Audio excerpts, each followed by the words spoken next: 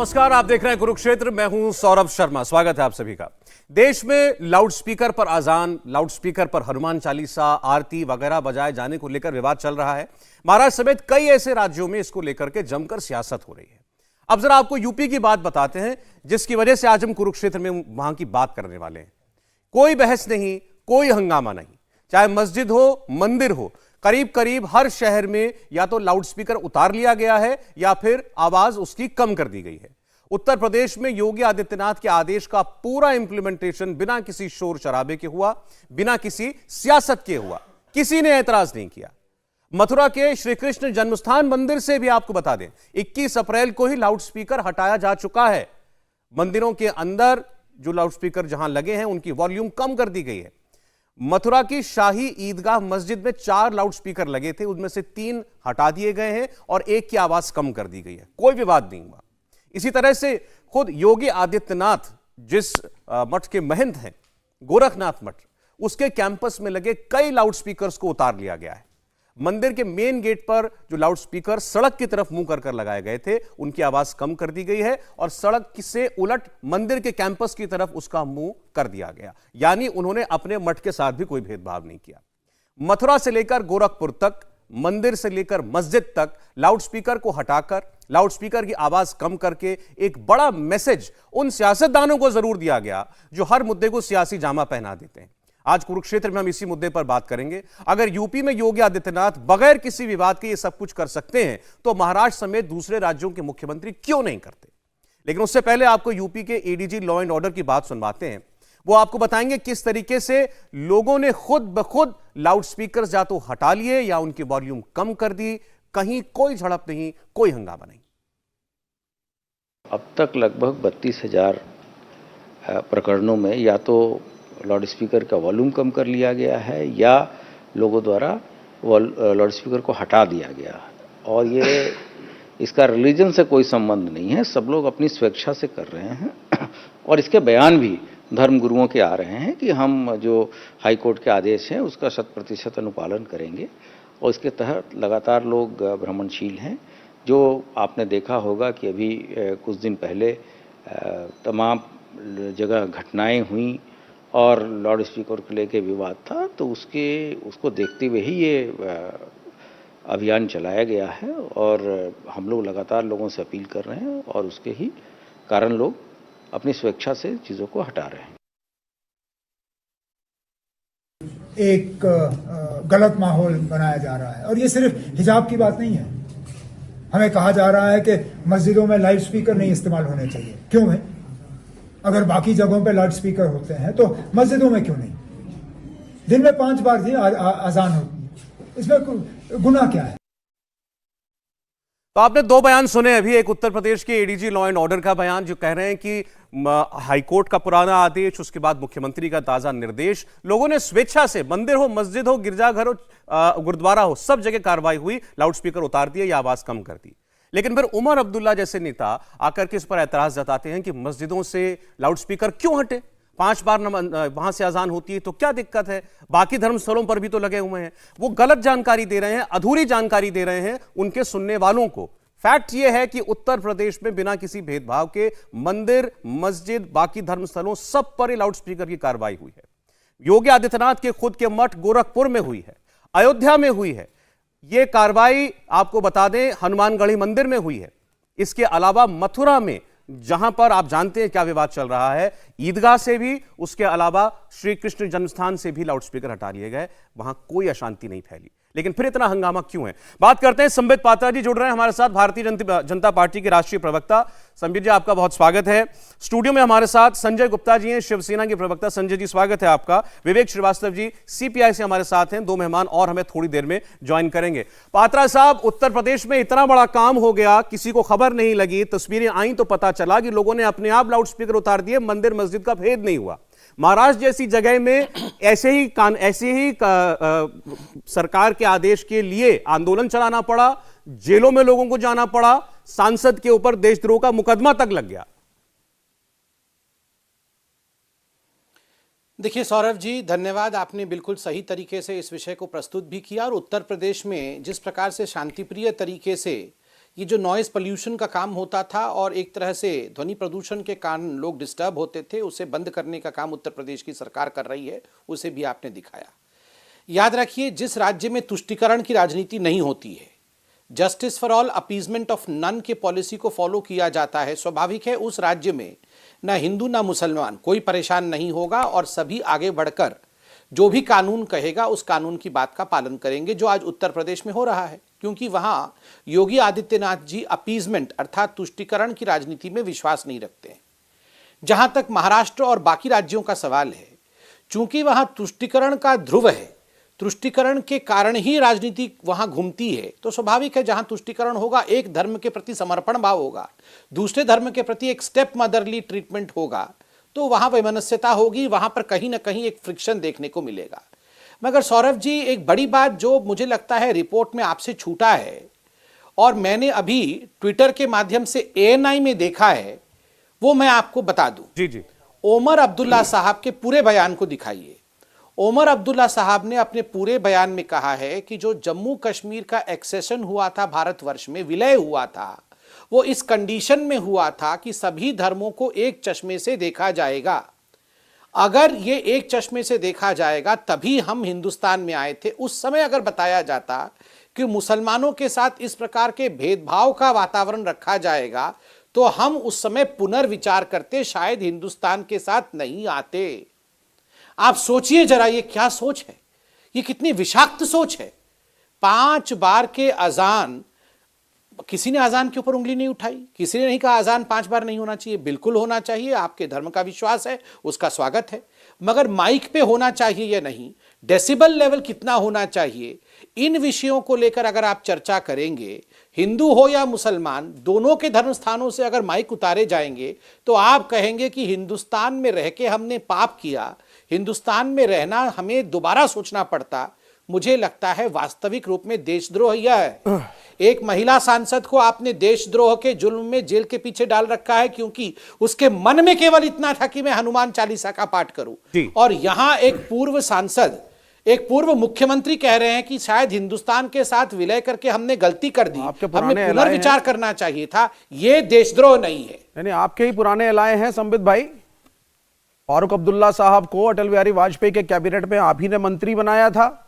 ये वही फारूक अब्दुल्ला हैं जिन्होंने अयोध्या में राम मंदिर का समर्थन भी किया। सुने जरा, ये वही फारूक अब्दुल्ला हैं जिन्होंने पार्लियामेंट में खड़े होकर बोला भारत माता की जय। पुराने अलाए देशद्रोही आपको नहीं, जो मैं सुन रहा हूं उसको सुनिए ना। पुराने अलाए देशद्रोही हैं ना, हम तो मानते हैं हमारे पुराने अलाए देशद्रोही। पार्लियामेंट में नहीं, पुराने अलाए देशद्रोही नहीं है। जो अलाइ नहीं रह जाता उसको देशद्रोही घोषित करो। समस्या ये है कि जो अलाइ नहीं रह जाता, मैं तो बोल रहा हूं आप बोल रहे हो हमारे मित्र हैं, चाहे महाराष्ट्र हो, चलिए हमारे मित्र हैं, मगर वो देशद्रोही हैं। अगर आज उन्होंने ऐसा कहा है तो आप कम से कम ये एक्सेप्ट तो कर लीजिए। नहीं, बिल्कुल देशद्रोही है। नहीं, हम क्यों एक्सेप्ट करेंगे? वो नहीं है देशद्रोही। क्यों नहीं? शेख अब्दुल्ला की हिस्टोरिक स्पीच जाकर के सुनिए पहले, एनेक्सेशन विद इंडिया के टाइम पे, और कश्मीरियों को उन्होंने कहा कि हमें हिंदुस्तान के साथ होना है। अच्छा, पहले सौरभ जी ये बोल लें, फिर मैं बोलूंगा। अच्छा, एक सेकंड, हम लोग, अच्छा कश्मीर पर डिबेट है नहीं, लेकिन चूंकि वो रेफरेंस आया उमर अब्दुल्ला की बात का, इसलिए ये इतनी बात हो रही है। मैं संबित जी, मैं यहां से चर्चा को आगे बढ़ा रहा हूं। आपकी बात खत्म हो गई थी?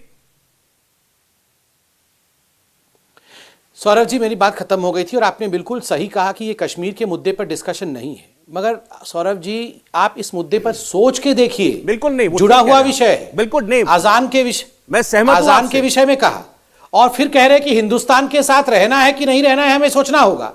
आप सोचिए, ये अगर देशद्रोह नहीं है तो देशद्रोह क्या है? चले ठीक है, जो बात उन्होंने कही है मैं फिर दोहरा रहा हूं। जब वो कहते हैं, जैसे आज हम लाउडस्पीकर के मुद्दे पर चर्चा कर रहे हैं कि उत्तर प्रदेश में इतनी बड़ी कार्रवाई हो गई, सबने सहर्ष इस काम को किया, कहीं कोई विरोध नहीं हुआ, बाकी राज्यों में क्यों नहीं हो सकता? ऐसे में उमर अब्दुल्ला आकर के अधूरी जानकारी दें, गलत जानकारी दें कि केवल मस्जिदों के लाउडस्पीकर उतारे जा रहे हैं, 5 बार अजान होती है लाउडस्पीकर पर, तो क्या दिक्कत है? तो एक गलत संदेश देता है। उनको पूरी बात बतानी चाहिए। अगर उनको नहीं मालूम है तो उनको मालूमात करनी चाहिए कि कार्रवाई कैसे हो रही है। स्टूडियो में हमारे साथ अवनीजेश अवस्थी जी भी जुड़े हैं और कलीमुल्ला हफीज साहब भी जुड़े हैं। अवनीजेश जी आरएसएस की बात करते हैं, हफीज साहब जो हैं एआईएमआईएम के दिल्ली के प्रदेश अध्यक्ष हैं। लेकिन मैं आप शुरू करना चाहता हूं स्टूडियो के मेहमानों में संजय गुप्ता जी से बात। संजय जी, उत्तर प्रदेश की कार्रवाई ये कुछ नजीर स्थापित कर रही है आपके लिए? आपके राज्य में हंगामा मचा हुआ है इसी काम को करवाने के लिए, जो वहां बड़ी शांति से हो गया। लाउड स्पीकर पर हमारे देश में किसी भी तरह का कानून नहीं है। कानून सिर्फ उसकी आवाज़ पर है और उसकी टाइमिंग पर है। तो इसी चीज़ को महाराष्ट्र सरकार ने जिस भी तरह का फरमान जारी करना था वो महाराष्ट्र सरकार ने फरमान जारी किया और साथ ही साथ उसको केंद्र सरकार को भेजा है कि जो आदरणीय उच्चतम न्यायालय के जो आदेश हैं वो पूरे देश में लागू हो। लाउड स्पीकर की बात सिर्फ महाराष्ट्र और यूपी के लिए क्यों, पूरा देश क्यों नहीं, इस बात को आदित्य ठाकरे साहब ने कहा है। तो इस चीज को पूरे देश में लागू किया जाना चाहिए, ना कि सिर्फ उत्तर प्रदेश और महाराष्ट्र में। लेकिन ये कंपैरिजन करके जिस तरह से दिखाया जा रहा है, इसको सिर्फ इसलिए दिखाया जा रहा है कि किस तरह से महाराष्ट्र सरकार की छवि को खराब करना है और शिवसेना की छवि को खराब करना है। आप आइए नवनीत कौर राणा पर 2019 के अंदर जब संसद भवन के अंदर शपथ ग्रहण समारोह था तो यही नवनीत कौर राणा थी जिन्होंने जब संसद के अंदर नारे लगे जय श्री राम के, तो इन्होंने कहा था कि संसद भवन है और संसद भवन के अंदर जय श्री राम के नारे नहीं लगने चाहिए। और आज वो कहती है कि मैं हनुमान चालीसा पढ़ूंगी और उनको ये पाठ पढ़ाने के लिए बीजेपी कहती है कि आप जाइए। और संजय इस बात के उनका रुख पहले कुछ और था, आज बदल गया, आज वो इनकी तरफ आ गए हैं, ये तो साफ हो गई बात। कोई इसमें ये तो होता रहता है हमारे यहाँ। सवाल ये है कि हनुमान चालीसा तो बाद में आई विवाद में, विवाद तो शुरू हुआ था लाउड स्पीकर से। अजान लाउड स्पीकरों पर इतनी बार दिन में होती है, इतनी मस्जिदों से होती है, विषय ये था। इसको लेकर के उत्तर प्रदेश की सरकार ने जो निर्देश जारी किया कि सभी लाउड स्पीकर जो भी जहां भी लगा हुआ है उसकी आवाज परिसर के बाहर नहीं जानी चाहिए, संख्या सीमित कर दी। एक मस्जिद पर 5 लाउड स्पीकर लगे थे, 4 उतार दिए, 1 लगा हुआ है, अब भी लगा हुआ है, अजान होती है उस पर, उसकी वॉल्यूम थोड़ी कम कर दी गई है। तो ये तो महाराष्ट्र सरकार तरीका है। तो ये तो महाराष्ट्र सरकार ने भी फरमान जारी किया है। महाराष्ट्र सरकार ने तो इस फरमान को जारी करने के साथ साथ केंद्र सरकार को भी भेजा है कि ये सिर्फ महाराष्ट्र और केंद्र क्या करेगा, केंद्र सरकार इसको पूरे देश में लागू करना है। नहीं, आप मुझे बताइए कि सिर्फ महाराष्ट्र और यूपी क्यों? यूपी की गवर्नमेंट ने क्या मुंह ताका केंद्र का कि आप बताइए हम क्या करें? तो जिस चीज को उत्तर प्रदेश की सरकार ने किया उस चीज को महाराष्ट्र सरकार ने भी किया। महाराष्ट्र सरकार ने कहा कि आपने बताइए जो उच्चतम न्यायालय के आदेश हैं उसी को इंप्लीमेंट करने के लिए गाइडलाइंस उन्होंने जारी की, इंस्ट्रक्शन दी कि किसी भी तरह की कोई परमिशन, बिना परमिशन के कोई भी लाउड स्पीकर नहीं जारी नहीं। कल तो आपके एक प्रवक्ता मुझे कार्यक्रम में बता रहे थे, अभी हम इस पर चर्चा कर रहे हैं, आप कह रहे हैं आदेश जारी हो गया। आदेश जारी भी किया, साथ ही साथ इस बात का ऐलान भी किया था कि नई गाइडलाइंस बनाई जाएगी। इसके लिए सर्वदलीय बैठक भी बुलाई गई थी। सर्वदलीय बैठक के अंदर बीजेपी और एमएनएस प्रमुख राज ठाकरे ही नहीं आए। तो उसके बाद इस बात का निर्णय लिया गया कि जो इस मुद्दे को सबसे ज्यादा महाराष्ट्र में उठा रहे हैं वो इस विवाद ये चर्चा में महाराष्ट्र से जरूर आया। योगी आदित्यनाथ ने साइलेंटली इतना बड़ा काम कर दिया। मैं कुछ आंकड़े भी देना चाहता हूं। 6031 लाउड स्पीकर उतार लिए गए हैं आज दोपहर 1:30 बजे तक, और ये कार्रवाई अभी 30 तारीख तक चलनी है। तो आप सोचिए कि इसमें अभी और कितने ही आंकड़े बढ़ेंगे। और लगभग 30,000 लाउड स्पीकर्स की आवाज कम कर दी गई है। हमने तस्वीरें दिखाई हैं, मैं बयान सुना सकता हूं लोगों के जो कह रहे हैं कि सरकार का निर्देश था, हमने स्वेच्छा से ऐसा कर दिया, किसी को मनाना भी नहीं पड़ा। उत्तर प्रदेश के अंदर इतना आसान ये काम है, जगह जगह होना चाहिए। सौरभ जी, बड़ी साफ सी बात है। मैं एक वाक्य बोलूंगा। एक अकेली सांसद नवनीत राणा के बारे में बताया, जिस पार्टी ने उस पार्टी के पिछले 40 साल के 50 साल के तमाम बयानों को मैं सुना हूं, तो जय श्री राम से लेकर के उस ढांचे को तोड़ने से लेकर के हिंदुत्व के बारे में लेकर के जो बयान है, तो पूरा प्रोग्राम खत्म हो जाएगा। उसके एक बयान पर कह रहे हैं कि ऐसा पहले वो कहती थी, आज ये कह रही है। पूरी शिवसेना के पूरी इतिहास देख लो, शिवसेना का इतिहास क्या है, वो पार्टी बोल रही है आज। एक बात। दूसरी बात, अरे वो ना बोले ना, जिनका साल के जो खुद बदला है, बीजेपी जो खुद साथ रही। भाई देखिए, मैं बीच में बोलता नहीं हूं। संजय जी, आप बोल रहे थे ना, मैं बीच में नहीं बोला। नहीं, मैं पूछ रहा हूं। नहीं, मैं उसी का जवाब दिया मैंने आपको, उसी का जवाब दिया, और सबको मालूम है, सबको मालूम है। एक बात। दूसरी बात बड़ी साफ सी है कि आज ये कहते हैं कि हमने तो केंद्र को लिखा है। केंद्र जहां करती है वो कहती है केंद्र हमारे संघीय ढांचे में, केंद्र हमारे उसमें हस्तक्षेप नहीं कर सकता, तब तो वो ये कहते हैं। आज जब केंद्र कहती है सुप्रीम कोर्ट का न्यायालय बाकी दूसरे प्रदेश ने कर दिया, तो कहते हैं कि हम तो केंद्र की तरफ मुंह देख रहे हैं। बात बड़ी साफ सी है, जिसके करने में नीयत अगर साफ है तो वो काम हो सकता है। महंत योगी आदित्यनाथ उत्तर प्रदेश के ऐसे मुख्यमंत्री के रूप में सामने आए हैं जो किसी भी हालत पर, किसी भी कीमत में अपने प्रदेश में शांति को भंग होने देना नहीं चाहते। और मजे की बात यह कि देश की, प्रदेश की जनता उनका साथ दे रही है। प्रदेश की जनता पूरी तरह साथ दे रही है, किसी भी धर्म का, किसी भी वर्ग का, किसी भी वर्ग का, किसी भी मजहब का, किसी भी संप्रदाय का हो, सारा पूरा उत्तर प्रदेश साथ दे रहा है। संजय जी की बात पर अटके, अपने यहाँ तो लागू कर लीजिए ना। सुप्रीम कोर्ट का आदेश महाराष्ट्र के लिए है कि नहीं है? क्यों, क्या ये देश के लिए नहीं है? बिल्कुल है, हो गया। उत्तर प्रदेश में मांग कर रहे हैं पूरे देश में हो ये। क्या कौन केंद्र मना कर सरकार रहा है उसको इससे? नोटिफिकेशन जारी ना हम करे? कह रहे हैं पूरे देश कि में होना चाहिए लागू और हो आप सोच रहे हैं, लोगों को लगता है इससे सिर्फ हंगामा उत्तर होगा, प्रदेश में विवाद जाने होगा। से क्या पूरे एक देश में हो सेकंड, गया? एक सेकंड, मैं कलीमुल जी के पास भी जाऊंगा, विवेक जी के पास भी आता हूं, एक बार संबित जी के पास दोबारा जाना चाहता हूं। ये कितना बड़ा एग्जाम्पल है, इसको जरा समझे, हमारे व्यूअर्स भी समझे। उत्तर प्रदेश के अंदर जहां देश में सबसे बड़ी मुस्लिम आबादी रहती है, वहां पर एक महीने के अंदर जब आपने देखा इतनी तमाम जगहों पर कहीं दंगा हो रहा है, कहीं पथराव हो रहा है धार्मिक पर्वों के ऊपर, उत्तर प्रदेश में एक जगह नहीं हुआ, एक ढेला तक कहीं नहीं चला। उसके बाद लाउडस्पीकर की कार्रवाई, आप समझिए कि मथुरा में ईदगाह, जो शाही ईदगाह है और श्री कृष्ण जन्मभूमि है, दोनों जगहों पर एक दिन में लाउडस्पीकर उतर जाता है, कोई वहां उसका विरोध नहीं करता है। अयोध्या के अंदर हनुमानगढ़ी की क्या महत्ता है सब जानते हैं, वहां लाउडस्पीकर उतार लिया गया है, अपने खुद के मठ में से लाउडस्पीकर उतार दिया, जो बाहर लगा था उसका मुंह अंदर मंदिर की तरफ कर दिया। यह होती है निष्पक्ष कार्रवाई।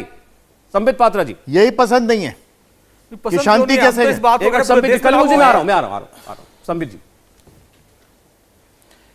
देखिए सौरभ जी, एक बात आपको समझना होगा। याद करिए जब उत्तर प्रदेश के चुनाव आरंभ हो गए थे, उस समय जो विपक्ष के लोग थे, किस कदर ये हिंदू मुसलमान बांटने की चेष्टा, किस जाति में कितना हिंदुओं को विभाजित करो, मुसलमानों को इकट्ठा करो, एक मुसलमान मुख्यमंत्री भी बन सकता है, ओवैसी की पार्टी यह कह के उतरना, ये सारे प्रपंच उन्होंने रचे थे। मगर जब नतीजे आए, पिछले बार 325 सीट और इस बार भी बम्पर जीत के साथ जब भारतीय जनता पार्टी आई, याद रखिए ये जो मुस्लिम लीडरशिप है, आप ब्लेम उनको करिए। जनरल मुसलमान हमेशा ही जो खा के बिल्ली हज को चली, यानी सारा गुनाह आप करें और ब्लेम उनको कर रहे हैं। इनके बाद आप बोल लीजिएगा, इनके बाद आप बोल लीजिएगा। नहीं, 900 चूहे खा के बिल्ली हज को चली, हाफिज आप बोल रहे हैं। हाफिज साहब, स्टूडियो में नहीं हूं, कौन हज को जा रहा है मैं देख नहीं पा रहा हूं, मुझे हज वाली बात क्यों कर रहे अच्छा हैं? ऐसे नहीं, मैं बोल लूं जरा, फिर ये हज को चले जाएंगे। मैं आपको वो बात वाली बता बात रहा हूं क्यों आ जो गई? पूरे देख नहीं देश पा को रहा हूं विभाजित कहाँ जा रहा है। हाफिज जी, करके आज आप ज्ञान दे रहे हैं कि मुस्लिम लीडरशिप को जाना चाहिए। संबित जी आप थोड़ा सा कोऑपरेट जाते हैं क्या? कीजिए, इनके बाद आप बोलिएगा, बोलिए कंप्लीट कीजिए। संबित जी आप हज पे जाते हैं क्या? देखिए ये मिसाल है उत्तर सर, प्रदेश सर, में, प्लीज, सर, उत्तर प्रदेश की प्लीज। मिसाल है जो समय इसमें चला जाता है, आपके विचार लेने हैं। फैक्चुअल एरर है ये एक तो। मिनट। जी हाँ, सौरभ जी, फैक्चुअल एरर है, तो समझ लीजिए हाँ आप। जी, हाँ जी, हाँ सौरभ जी, जी, हाँ जी, हो गया मैं- सर, प्लीज संबित जी बोले। सौरभ जी, मैं स्टूडियो में नहीं हूं, मैं देख नहीं पा रहा हूं। मैं अंदाजे से किसी ने कहा हज को जाना है मुझे, तो ठीक है मैं बोल लूं, फिर आप हज को चले जाइएगा, मैं बोल तो लूं प्लीज़।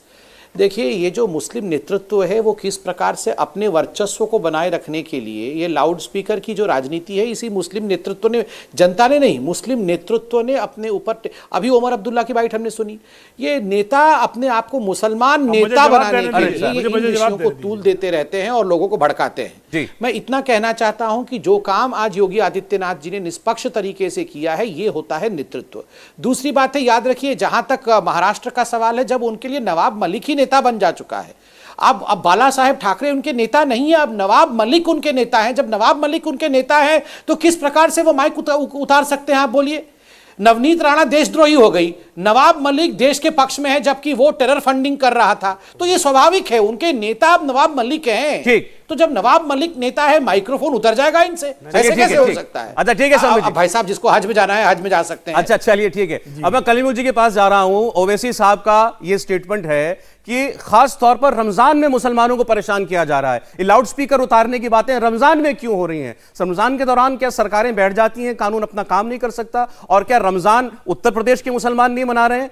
वो शांति से कैसे इसको स्वीकार कर रहे हैं निर्देश को? कलीमुल जी देखिए, ये कानून को नया नहीं है, ये कानून पहले से है। कार्रवाई, आप सुनिए मेरी बात, ये कार्रवाई पहले से होनी चाहिए थी।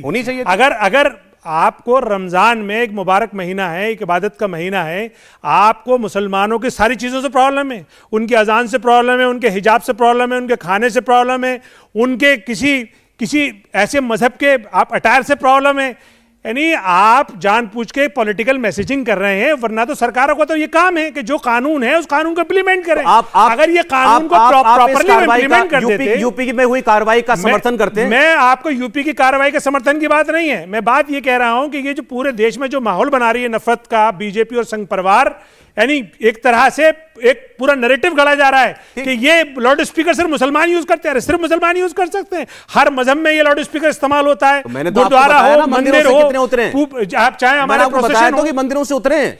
नहीं बिल्कुल उतरे हैं, लेकिन ये कार्रवाई और भी पहले हो सकती थी। नहीं हो सकती ये तो अभी आज क्यों हो रही है? आज इसलिए हो रही है, अरे आज हुई है तो आज तो रमजानों में इसका स्वागत मुसलमानों को कीजिए। डिस्टर्ब किया जा और रहा आप मानते हैं कि निष्पक्ष तरीके से हुई है उत्तर प्रदेश में? नहीं, मैं बिल्कुल नहीं मानता निष्पक्ष तरीके से होती है। क्यों? मैं ये मानता हूं कि रमजानों में मुसलमानों को टारगेट किया जा रहा है। रमजान आप हाँ जब भी जाके आप चेक करेंगे इसमें। अच्छा रमजान में लाउड स्पीकर उतर गया तो वो टारगेट करना हो गया?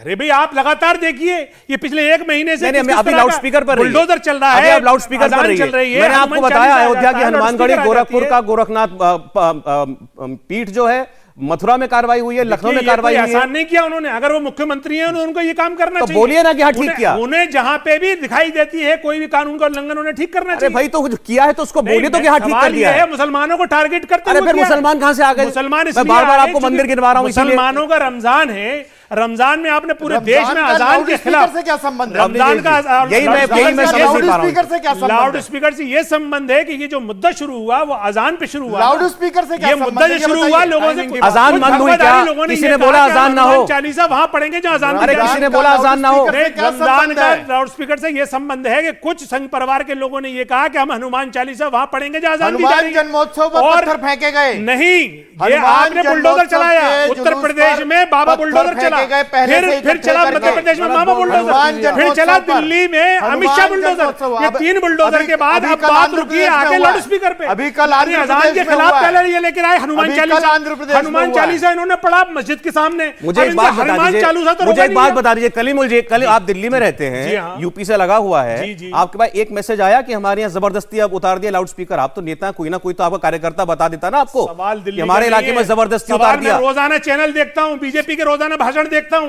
कि वो बनारस में खड़े हुए हनुमान चालीसा पढ़ रहे हैं। नवनीत राणा का क्या बनारस से किया? पढ़ रहे तो क्या दिक्कत है आपको अरे भाई? भाई इसलिए अजान के खिलाफ पढ़ रहे हैं ना, वो अपने घर में पढ़े कोई इतराज नहीं है। तो अपने मंदिर में पढ़े कोई अब वो इतराज लाउड नहीं है। स्पीकर भी उतर गया। अब वो अब इसलिए सुनिए, उतर गया। अच्छी बात बताई आपने। जी। वो बनारस के अंदर जो लाउड स्पीकर घरों में लगा लिए थे वो भी सब उतर गए। हाँ, तो अगर ये मुख्यमंत्री पहले कार्रवाई करते तो ये सब कुछ बखेड़ा नहीं होता ना। उत्तर प्रदेश में धार्मिक स्थलों पर लगे हुए लाउड स्पीकरों पर जिस तरीके से कार्रवाई हुई, उसने पूरे देश के सामने एक मिसाल कायम की है, क्योंकि पूरी तरीके से निष्पक्ष कार्रवाई हुई और लोगों ने यह अपनी आंखों से होते हुए देखा। विवेक जी, मैं आपकी राय जानना चाहता हूं इस पर, जो कार्रवाई जिस तरीके से हुई है उस पर बोलिए। देखिए, कार्रवाई जिस तरीके से हुई वो एक बात है, लेकिन सबसे पहले मैं एमएनएस का और बीजेपी का जो एक कंबाइंड गठबंधन वहां पे जिस तरीके से डिस्टर्बेंसेस महाराष्ट्र में क्रिएट कर रहा है, इसकी निंदा कड़े शब्दों में होनी चाहिए।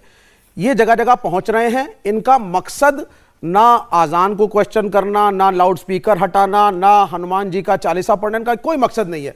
ये मात्र पॉलिटिकल एक मकसद के साथ वहां पहुंचते हैं, हल्ला गुल्ला करते हैं, मीडिया लाइमलाइट को ये लोग चाहते हैं, जिससे और पोलराइजेशन हो। इसकी निंदा होनी चाहिए और इसका कंट्रोल होना चाहिए। राज ठाकरे की पॉलिटिक्स हम पहले भी देख चुके हैं। 10 साल पहले नॉर्थ इंडिया से आए हुए बच्चों की पिटाई हुई थी पुणे के अंदर, और मैं पुणे में था उस वक्त। तो इन्होंने उस वक्त क्या कहा था कि साहब उत्तरी भारत से कोई भी आएगा हम कारोबार नहीं करने देंगे, उठा के ठेले फेंके। ठीक है, वो पुरानी बात आप कर रहे हैं। मैं तो कह रहा हूं कि जो अगर यूपी में हो सकता है तो उद्धव ठाकरे को कौन रोक रहा है करने से? सुनिए, लेकिन अब जो है राज ठाकरे साहब यही डिस्टर्बेंस महाराष्ट्र में फिर क्रिएट करना चाहते हैं, क्योंकि उनको फिर से राजनीतिक धरातल चाहिए और बीजेपी को भी चाहिए, क्योंकि एक सरकार वहां चल रही है। अच्छा चलिए ठीक है, तो महाराष्ट्र में बीजेपी और एमएनएस राजनीति कर रही है, योगी आदित्यनाथ ने तो नहीं की ना जी, इतना तो मानेंगे। देखिए मेरी बात सुने अब आप सुनिए इसको। जब पहले कार्यकाल में मोदी साहब, ये योगी साहब आए थे, तो सबसे पहली चीज जो मीडिया पे फ्लेयर हुई थी वो क्या थी? साहब बूचर खाने बंद कर दिए गए, 60% बूचर खाने बंद। उसके बाद साहब मीडिया ने पता लगाया, 4-6 महीने के बाद इन्वेस्टिगेटिंग रिपोर्ट आई, किसी की आधी दीवार टूटी थी तो किसी का छोटा पर्दा ऊपर नहीं लगा था, लेकिन उद्योगों को बंद किया गया था पोलराइजेशन के तहत। 5 साल आप पुरानी बात कर रहे हैं, मैं 5 घंटे पुरानी बात कर रहा हूं। 5 घंटे पहले जो कार्रवाई हुई उसकी बात कर रहा हूं। अभी इन्वेस्टिगेशन होने दीजिए। लाउड स्पीकर और सुप्रीम कोर्ट के खिलाफ कोई नहीं है। जो देश का कानून है, हिंदू मुसलमान सबके लिए समान है और समान होना चाहिए। लेकिन इसमें सर बहुत सारी बातें हैं। आप डेसिबल किस किस का रोकेंगे? आप गली कूचों में जाकर के, रोडों को घेर करके हम लोग जागरण करते हैं। हमारे परिवार वाले भी करते हैं, हम तो कह रहे हैं खुले में करते हैं लोग। ये कल्चर है इस देश का। उत्तर प्रदेश में आप जाइए, बंद होगा, ये परमिशन क्या होता है? बंद होना चाहिए, बंद होना चाहिए ना। लेकिन क्या उस वक्त डेसिबल चेक करने कोई जाएगा?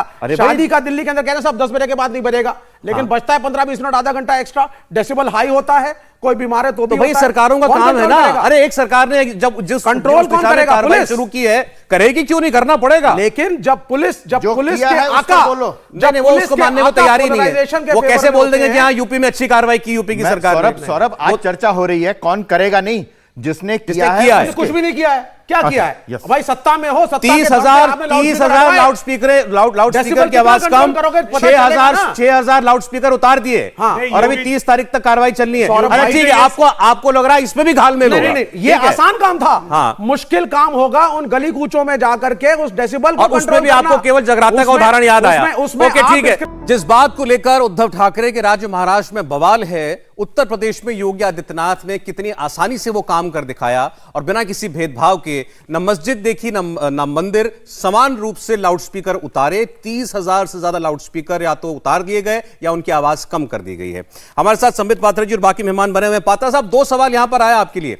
विवेक जी को इससे तो संतोष हो भी रहा होगा, तो जाहिर नहीं कर रहे कि यूपी में अच्छी कार्रवाई हो गई है, लेकिन वो अब ये कह रहे हैं कि आप ये कौन तय करेगा कि किसका डीजे कितनी आवाज पर बज रहा है, किसका स्पीकर कितने डेसिबल पर बज रहा है, इसको तो आप कंट्रोल कर ही नहीं सकते। और शिवसेना से हमारे साथ हैं संजय जी, उनका अपने राज्य के लिए कहना यह था कि भाई केंद्र कानून बना दे, हम भी लागू कर देंगे। देखिए सौरभ जी, यहां किसका इंटेंशन क्या है ये आप भी समझते हैं। उत्तर प्रदेश में अच्छा काम हुआ है, ये सब लोग मानते हैं, मगर कैसे कंट्रोल होगा, किसका डेसिबल कैसे मेजर होगा, अब ये तो मानेंगे नहीं ना कि योगी आदित्यनाथ जी ने अच्छा काम किया, बिना पत्थरबाज किए, बिना लड़ाई के, बिना झगड़े के, बिना किसी आतंक के ये सारा काम हो गया। सबका साथ, सबका विकास, सबका विश्वास का मंत्र काम आ गया, तो स्वाभाविक है इन लोगों का तो दाल नहीं गल रहा है। तभी तो मैं कह रहा था इनका इंटेंशन यही है कि कहीं ना कहीं अफरा तफरी मचे और इनको राजनीतिक फायदा हो। इसी उत्तर प्रदेश में अगर लड़ाई झगड़े हो रहे होते इसी लाउडस्पीकर के मसले को लेकर, तो आप इनके एक्साइटमेंट को देखते, ये अभी खुशी खुशी उछल रहे होते और कमेंट कर रहे होते। संबित जी, मेरा सवाल आपसे एक ये है, क्या है मुद्दा लाउड स्पीकर का? आप बोल चुके अपनी बात को, अब मेरी बात सुनिए आप। अब आप एक सेकंड, एक बार कंप्लीट कर ले संजय जी, मेरी बात ना कई बार हो चुका है। सौरभ जी, ये गलत बात है। अब आप अरे एक आदमी बीच में मत रोकिए ना, उनके बाद आप बोल लीजिएगा, आप समझ लेके बोल लीजिएगा, कंप्लीट कर लीजिए आप। देखिए, जहां तक महाराष्ट्र का सवाल है, महाराष्ट्र का कहना है कि आप पूरे हिंदुस्तान में कानून बनाइए, उसके बाद हम उस विषय में सोचेंगे। जहां तक आजान में लाउड स्पीकर के विषय को लेकर मुंबई हाईकोर्ट का टिप्पणी हो, मुंबई हाईकोर्ट ने इस पे अपना बयान दिया हुआ है। सुप्रीम कोर्ट, सर्वोच्च अदालत हिंदुस्तान का, उसने इस पर अपना वर्डिक्ट दिया हुआ है। उसके बावजूद इन्हें कानून चाहिए, ये तो बड़ा आश्चर्य का विषय। ये तो ऐसे ही है कि किसी को भी डोमेस्टिक वायलेंस नहीं करना चाहिए, मगर शिवसेना वाले कहेंगे नहीं हम तो डोमेस्टिक वायलेंस करेंगे। पहले आप जाके उस घर में जो व्यक्ति रह रहा है वो तो डोमेस्टिक वायलेंस कर रहा है, ठीक है संबित जी, उसको पहले रोको, तब हम बंद करेंगे। एक बार इनका जवाब सुन लीजिएगा। हाँ, बोलिए। दरअसल मुद्दा लाउड स्पीकर नहीं है, फिर मुद्दा महाराष्ट्र सरकार को किस तरह से नीचा दिखाना और शिवसेना को किस तरह से बीएमसी चुनाव से बाहर करना है। मुद्दा इनका ये है। ये लाउड स्पीकर का मुद्दा अगर होता तो ये पूरे देश के अंदर लागू होता, मगर ये पूरे देश की बात नहीं करते, ये महाराष्ट्र की बात करते हैं या अब यूपी से कंपैरिजन कराने लग गए। पहले इनकी स्क्रिप्ट में होगा ना, पहले इनकी स्क्रिप्ट में इनडायरेक्टली वे में जो किरदार थे इनकी फिल्म के, उसमें ओवैसी जी हुआ करते थे, लेकिन अब उस स्क्रिप्ट के अंदर राज ठाकरे भी आ गए हैं और नवनीत कौर राणा भी आ गई हैं, और वो इसलिए लाए गए हैं कि किस तरह से शिवसेना की इमेज को खराब करना है। अच्छा ठीक, महाराष्ट्र में आप कह रहे हैं बीएमसी इलेक्शन की वजह से इनको ये मुद्दा उठाना पड़ रहा है, मुद्दा लाउड स्पीकर आजाद नहीं है। यूपी में कौन सा इलेक्शन लड़ना है इनको? आप लोग कहते हैं कि ये सारे मुद्दे इलेक्शन के टाइम पे लाते हैं। क्या ये लाउड स्पीकर की बात सिर्फ यूपी में होनी चाहिए? क्या लाउड स्पीकर की बात सिर्फ महाराष्ट्र में होनी चाहिए? ये पूरे देश में क्यों? ये सवाल पूछने लायक आप तब होंगे जब अपने राज्य में आप इस पर कार्रवाई कर देंगे, तब आप कह पाएंगे कि बाकी राज्य क्यों नहीं कर रहे। न्यायालय के आदेश महाराष्ट्र में लागू है, पूरे देश में लागू है। कलीमुल जी का एक बार कलीमुल जी, देखिए, आप इतनी तारीफ कर रहे हैं योगी आदित्यनाथ की कि उन्होंने बहुत अच्छा काम कर दिया। मैं ये पूछता हूं, ये 6 साल से पहले क्यों नहीं किया उन्होंने, अगर इतना ही अच्छा था? दूसरी भाई आप ये सवाल करिए उनसे कि अगर आप ये इतनी निष्पक्षता पहले से कर देते तो आप बुलडोजर बाबा नहीं कहलाते, और आपके बुलडोजर बाबा को देख के मध्य प्रदेश में बुलडोजर मामा नहीं बनता, और उस बुलडोजर मामा को देखते दिल्ली में बुलडोजर अमित शाह नहीं बनता। तो ये जो आपने जो पूरा दंगे का माहौल बना दिया उत्तर प्रदेश में, अब सब कुछ लूट के, सब कुछ बर्बाद करके आज आप ये अगर रिपोर्ट कर भी रहे हैं, मैं मान भी लेता हूं कि अगर उन्होंने सही की है कार्रवाई, पहली बात तो मुझे उन पे यकीन नहीं, वो सही करेंगे, क्योंकि उनके डीएनए में ये है बेईमानी, उनके डीएनए में हिंदू मुस्लिम कराना, और ये भारतीय जनता पार्टी और संघ परिवार का मुझे एक चीज का जवाब दीजिए। अभी आपने कहा यूपी में दंगा, अब आप मुझे बताइए यूपी में कहां दंगा हुआ इस बार इनकी सरकार बनने के बाद? भगवा पुलिस बताइए, एक उदाहरण दीजिए मुझे। आप दंगे की बात कर रहे हैं, बताइए नहीं नहीं, आप पूरी दंगे की पुलिस बात का कर रहे राज्यों में हैं। हुआ, चुका है। पूरे 6 राज्यों में हुआ। पूरी यूपी का मुझे पुलिस का उदाहरण बताइए। भगवाकरण हो चुका आप है। मुझे बताइए, आप विवेक देखेंगे विवेक जी, एक तरफा विवेक जी, एक implementation मिनट, होगी। यूपी में पिछले आप- एक महीने में कहां दंगा हुआ मैं बताइए। बता रहा हूं आपको, ये जो 7 प्रदेशों में एक साथ जो एक ही पैटर्न पे हुआ है, किसने यूपी कराया? यूपी ये यूपी संघ यूपी परिवार ने कराया। आपने यूपी के परिप्रेक्ष्य में ये बात कही अभी। अच्छा, मैं यूपी बता रहा हूं। यूपी का बताइए। यूपी जो सीतापुर में जो स्वामी ने जो गालियां बकी, रेप खुलेआम उसने ये साक्षी कहा महाराज। कि मैं, कौन से महाराज थे वो? साक्षी महाराज। नहीं, साक्षी महाराज नहीं, वो नहीं, वो जेल गया था। जो दूसरे महाराज, अरे वो जेल गया नहीं था। गया, वो जेल से आने के बाद फिर उसने कहा अरे वो जेल गया था, जेल के बाद छूट गया होगा, बेल मिल गई उसको, लेकिन उसको जेल में डाल दिया ना। दंगा, आपने दंगा शब्द इस्तेमाल किया। मैं इसलिए बता तो रहा हूं आपको, हाँ। पूरे देश में 7 प्रदेशों में भारतीय जनता पार्टी और संघ परिवार ने देश के पूरे माहौल में दंगे का माहौल बनाया, और उसने यहां तक सबसे बड़े राज्य यूपी की बात हो रही है। आज हम यूपी में इतने बड़े काम की बात कर रहे हैं, लाउडस्पीकर उतरवाना, मंदिर मस्जिद, सबसे उस पर आपको कुछ नहीं कहना है। जहां दंगा हुआ नहीं उस राज्य का नाम आप ले रहे हैं। नहीं, तो आप पश्चिम बंगाल नहीं बोलेंगे, आप झारखंड नहीं बोलेंगे, दिल्ली में बीजेपी के पास हरियाणा, नहीं है। हरियाणा आप को क्या देखिए, समझते हैं नमाज हरियाणा पढ़वाया। नहीं है? नहीं, आप क्या, आप ये अब ये बीजेपी का राज पूछिए, नहीं? ये बोलिए। नहीं, बिल्कुल बिल्कुल बीजेपी बोलिए का राज है। कि बाकी राज्यों से भी करो। मैं कहता हूं मध्य हर राज्य प्रदेश से होना देखिए। चाहिए। एक बार अपनी जी। मैं एक बड़ी बात से मैं बड़ी साफ सी बात कहता हूं, सौरभ जी, देश में किसी भी तरीके से अराजकता फैले, ये समूचे विपक्ष का एक लक्ष्य बन गया है। किसी भी बाहर आ जाओ, सड़क पर आ जाओ, ये हो जाएगा वो हो जाएगा कहते हुए, इसके बावजूद उत्तर प्रदेश में नमाजें आप विवेक जी, आप लोग कुछ भी बोलते रहे, नहीं सर, आप लोग कुछ भी एक सेकंड आप लोग कुछ भी बोलते रहे, आप लोग कुछ भी बोलते रहे, मैं नहीं बोल सकता। ये अब बोलने की आजादी भी नहीं है। नहीं, इतने ये सिर्फ ये बोल सकते हैं, जब आप बोलते मैं बीच में नहीं बोलता ना, जब ये आप बोलते मैं बीच में नहीं बोलता सर, ये गलत है। नहीं, आप कह रहे हैं कि साहब बताइए। अरे आपने अपने पिछले वक्तव्य में 18-20 बार आरएसएस बोला। इनको जब आपके बगल में आरएसएस खड़ी है, बोलने तो दीजिए। देखिए, पहली बात तो यह कि जिस भी व्यक्ति ने मुस्लिम औरतों के बारे, महिलाओं के बारे में जो कहा, मैं उसके इनके शब्दों में कड़े से कड़े शब्दों में निंदा करता हूं, उससे भी ज्यादा कड़े शब्दों में। लेकिन एक बात है, वो तो बाहर आया जमानत पर, अभी मुकदमा चलेगा या जो भी कुछ होगा। यहां तो 100 करोड़ पर 15 करोड़ भारी कुछ हुआ ही नहीं। 15 मिनट के लिए पुलिस हटा लो, देख लेंगे इस हिंदुस्तान में। वो वीडियो ही नहीं मिला। और सुनिए, नहीं सुनिए, वीडियो ही नहीं मिला। अरे वीडियो तो मैं देता हूं ना आपको, सौरभ जी। अरे कल को जब अरे सुन लीजिए, कल को जब नरेंद्र मोदी हिमालय पे चला जाएगा और ये योगी जो है मठ में चला जाएगा, तब तुमको बचाने कौन आएगा? तो क्या कार्रवाई कर रहे हैं आप मुझे बताइए, किसके लिए कहा? कुछ नहीं हुआ। कानपुर के उस पुलिस इंस्पेक्टर ये ने इस नहीं पर कहा। किस पर कुछ नहीं नहीं, है।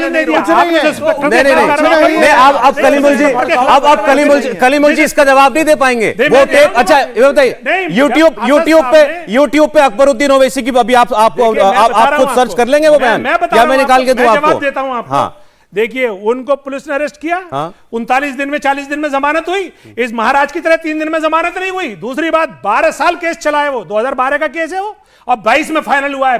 10 साल तक कोर्ट ने उसको बाकायदा, आज अदालत बहाना है। हम पूछते पूछते थक जाते हैं आपसे, हम पूछते पूछते थक जाते हैं बैरिस्टर ओवैसी साहब से कि एक बार तो कंडेम कीजिए उस बात को। आप लोग उसको कंडेम करने को तैयार नहीं है। इन्होंने उस जो सो कॉल्ड साधु है, वो है भी नहीं, उसकी बात को कंडेम किया है। अच्छा, दूसरा बताइए मुझे, लेकिन आपका लीडर जो मर्जी बोल दे, आप मुझे वो स्वीकार है। नहीं, आप मुझे बताइए, राम गोपाल जो जामिया पे गोली चलाता है, उसे 10 दिन में जमानत मिल अरे जाती है। साहब, तो हम तो गलत को गलत तो बोलते हैं, कपिल गुर्जर गलत को गलत तो कह रहे हैं। शाहरुख को आज भी नहीं मिली शाहरुख का, जिसने वो दहिया नाम के पुलिस वाले पर जमानत नहीं मिली है। हाँ, आपके कपिल गुर्जर को जमानत एक जवाब आपको, अच्छा आपकी बात पर एक रिएक्शन संबित पात्रा दे रहे हैं। बोलिए संबित जी, एक सेकंड। अच्छा, ये बाहर हैं इसलिए ये थोड़ा सा इनके साथ सर, कॉपरेट एक करना मिनट मुझे पड़ेगा। कहने दीजिए। जामिया पे उसने खुलेआम गोली चलाई, राम गोपाल, उसे जमानत मिल गई। कपिल गुर्जर ने शाहीन बाग में गोली चलाई, उसे जब जमानत मिली, ठीक है। अच्छा, और स्वामी अकबरुद्दीन ओवैसी के बयान को आज तक डिफेंड आप करते आ रहे हैं, और आज कोर्ट के ऑर्डर की आड़ में जो कानों ने सुना है बोलते हुए और आंखों ने देखा है, उस पर यकीन कौन नहीं करेगा? एक सेकंड, अच्छा एक बार सुनिए सर, एक बार इनके जवाब सुन लीजिए। सुनिए था, उनकी भी सुन लेते जी, सुनाइए। सौरभ जी, मैं बड़े ध्यान से सबको सुन रहा था। सौरभ जी, मैं बताता हूं दरअसल गलती क्या है। इस देश में 70-75 वर्षों में आज़ान 5 बार होगी और लाउड स्पीकर पे होगा। हम सबको ये एक नॉर्मल के रूप में दिखाया गया था कि ये नॉर्मल है। आप जाके रोड पे हनुमान चालीसा नहीं पढ़ सकते हैं, मगर नमाज रोड पे हो सकती है, रोड ब्लॉक हो सकता है। ये हमें कहीं नहीं है। आपने परमिशन के बाद भी गुड़गांव में नमाज नहीं पढ़ने दी आपने। बीच में आप ये हर जगह पत्थरबाजी क्यों शुरू कर देते हैं? गुड़गांव में कलीमुल जी मेरे पास 4-5 मिनट है, और मैं आ जाऊंगा। शिवसेना के नमाज नहीं, शिवसेना संजय जी, मैं आ जाऊंगा। नवाब साहब को बताइए कि बीच में ऐसे पत्थरबाजी ना शुरू कर दे। मैं कंप्लीट कर लूं, फिर बोलिए। आपको दंगा करने आराम से दें, सुन लीजिए, आपको ध्यान से सड़क जरा। पे तलवार लहराने दें। आप झूठ बोल रहे हैं, आप करेक्ट ना करें। किसने मना किया है? आप गलत बयान क्यों कर रहे भैया हैं? सुन तो लीजिए। अच्छा सर, सुन तो लीजिए। कलीमुल जी, हाफिज सुन लीजिए, साहब, एक सेकंड। संजय जी सुन लीजिए। देखिए, यहाँ पर हम कितना भी चिल्ला लें कि सड़क पे नमाज नहीं होती है, लाउड स्पीकर हमारे यहाँ ज़्यादा आवाज़ नहीं करती है, ये सब हम अपने आप को कितना भी इंटेलिजेंट सोच के यहाँ चिल्लाएं, ये जनता जनार्दन है साहब, ये सब जानती है कि क्या लाउड स्पीकर पे होता है। सोनू निगम ने आवाज़ उठाया तो आपने क्या किया? नमाज सड़कों पे होती है, नहीं होती है, सड़कें ब्लॉक होती है, नहीं होती है, हिंदू यहाँ तलवार उठा उठा के दंगे करता है और बेचारा मुसलमानों को मार देता है, ये सब लोग जानते हैं। कौन क्या कर रहा है, किसने किसके हाथ में पत्थर दिए हुए हैं, कौन किसके ऊपर पत्थरबाजी कर रहा है, ये सब जान रहा है। मगर मुझे आश्चर्य इस बात का हो रहा है, इतना कुछ करने के बाद भी डिबेट में 40 मिनट चिल्ला चिल्ला कर विक्टिम बनने की क्षमता केवल इन्हीं के पास है। और कोई ऐसे विक्टिम बन, मुबारक हो, आपके पास जो है। विक्टिम बनने की क्षमता है, ये सीखना चाहिए। नहीं, अरे साहब, आपसे सीखना है। अरे सीखना चाहिए, आपसे बोल रहे हैं टीवी पे बैठ के, ये समझ रहे हैं शायद जनता जानती नहीं है। आपसे क्या जनता ने वीडियो नहीं देखी? सीखना चाहिए। मैं तो आपसे सीखने की बात कर रहा हूँ। आप नाराज क्यों हो रहे हैं? आपको मैं तो आपको गुरु मान रहा हूँ कि भैया, मतलब इतना कुछ आप कर देते हैं, ऊपर भी विक्टिम बन जाते हैं और चिल्लाते हैं, ये हमें आपसे सीखना पड़ेगा। नहीं, बिल्कुल सीखना पड़ेगा। अजनीश जी और मुझे, हम दोनों को ये सीखना पड़ेगा। और बाकी हमारे संजय भैया तो पूरा सीख के आपके ही हो गए हैं। संजय भैया तो नवाब बन गए हैं। खैर, बाकी अजनीश जी और मेरे को ये विक्टिम बनने का प्लान सीखना पड़ेगा आपसे। संबित पात्रा जी, लास्ट पॉइंट है मेरा आपको। आप सीखिए, मैं 10 सेकंड बोलूंगा। संबित भाई सुनिए, फारूक अब्दुल्ला ने जो बोला उस पे आप इतना ज्यादा एक तरीके से आप रिएक्ट कर रहे हैं। आप मुझे एक बात बताइए, 1947 के बाद मतलब रिएक्ट नहीं करना चाहिए। फारूक अब्दुल्ला बोल रहे हैं हम गलती से हिंदुस्तान में आ गए, आपके पुराने भाई हैं सर, रिएक्ट ही ना करो। आप अपने पुराने भाई पे रिएक्ट कर रहे हैं। सुनिए, बहुत रिएक्ट कर रहा हूं। 1947 के बाद जिन मुसलमानों ने हिंदू बाहुल्य क्षेत्र में रहना स्वीकार किया, बोला हमारा मुल्क होगा, हम पाकिस्तान नहीं जाएंगे, रहना स्वीकार किया, मेजोरिटी है। आज आप सोचिए, हिंदू बाहुल्य क्षेत्र में रहना करने के लिए बड़ा दया कर दिया करते हैं। सौरभ जी, और आज आप बार-बार उनको कहते हैं सर्टिफिकेट दिखाओ, क्या हश्र हुआ, मुसलमानों पेट्रियोटिक हो कि नहीं हो? नहीं, आप क्या मतलब मुसलमानों आश्चर्य हो रहा है कि नहीं हो? पाकिस्तान की तुम सजा गद्दार हो कि नहीं हो? लेफ्ट की भाषा को देखिए, जिन गलत है। मुसलमानों ने हिंदुस्तान के हिंदू बाहुल्य क्षेत्र में रहना स्वीकार किया, जिन ये मुसलमानों किस ने प्रकार की भाषा है? यहाँ रहना मगर डिसाइड जिन किया, हिंदुओं ने वो मुसलमान हमारे ने अपने पाकिस्तान में रहना स्वीकार किया, आज उन हिंदुओं की परिस्थिति देखिए, आप कंपेयर करिएगा। अच्छा विवेक जी, आप क्या कहना चाह रहे हैं? विवेक जी क्या कहना चाह रहे हैं? एक सेकंड बंटवारे के बाद एक सेकंड, आप नहीं, आप ये कह रहे हैं कि जो 10 सेकंड नहीं, आप क्लैरिफाई कीजिए। आप ये कह रहे हैं कि बंटवारे के बाद जो मुसलमान हिंदुस्तान में रहे, वो हमारे अपने हैं। आज उनके साथ नाइंसाफी हो रही है। उनको बार-बार पेट्रियोटिज्म का सर्टिफिकेट प्रस्तुत करना पड़ता है सड़कों के ऊपर। हनुमान चालीसा कभी बैन नहीं हुई। एक मिनट, हनुमान चालीसा सड़कों पे कभी नहीं रोकी गई, लेकिन इस देश का हिंदू इतना प्रेमी और उदार था कि वो अपने उस आजान को भी कहता था, साहब आप करिए। प्रेम से लोग रहते थे। आप आकर के नफरत का बीज बो रहे हैं। जहां नॉन इशू है वहां आप इशू बना रहे हैं। जहां एक आजान से एक गांव में किसी आपको कुछ ऐड करना तो कर दीजिए, फिर मैं आप उसमें लड़ाइयां करवा रहे हैं। लास्ट बात मैं कहना चाहता हूँ, और हमने 2 बार हनुमान चालीसा पढ़ दिया तो आपने कहा अरे हनुमान चालीसा कैसे? अरे संबित जी, एक बार संजय जी की सुन लीजिए, फिर आप आखिरी कमेंट दीजिएगा आज का। लास्ट बात मैं कह रहा हूँ कि अपने 30 साल पुराने साथियों को आज नीचा दिखाने के लिए जिस तरह से आप लोग काम कर रहे हैं, ये ठीक नहीं है। इसके विषय में इतना कहना चाहूँगा कि जो अपनों को नीचा दिखाने का काम करते हैं, वो देश और संगठन को क्या मजबूत बनाएंगे, भले ही कितनी ऊंचाइयों पे क्यों ना पहुंच जाएं, एक दिन जड़ों से खोखले हो जाएंगे। चलिए ठीक है सर, बहुत शॉर्ट में जवाब दीजिएगा संबित जी।